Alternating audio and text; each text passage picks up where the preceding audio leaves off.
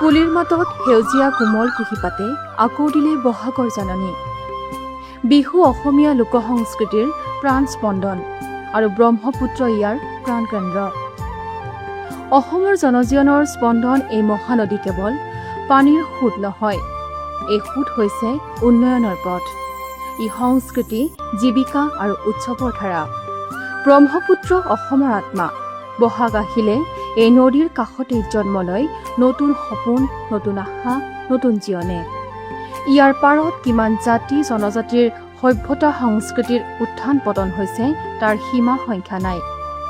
এই সকলোবোৰৰ সাক্ষী এই ব্ৰহ্মপুত্ৰ। আৰু এতিয়া এই ব্ৰহ্মপুত্ৰৰ বুকুতেই গঢ় লৈছে অসমৰ জলপথ, যিয়ে সংযোগ কৰিছে গাঁও, চহৰ, মানুহ আৰু সম্ভাৱনাক।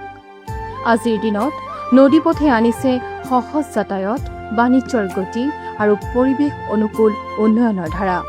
বহাগ বিহুৰ এই আনন্দময় সময়ত যেতিয়া ঢোল পেঁপাই গাঁওসমূহত ৰজন জনাই থাকে, তেতিয়াও ব্ৰহ্মপুত্ৰ বৈ থাকে আনন্দৰ বাৰ্তালৈ। আহক AIWCLৰ সূৰ্যাস্ত আৰু সান্ধ্য খোজৰ সৈতে নতুন অভিজ্ঞতাৰে উপভোগ কৰোঁ বহাগক।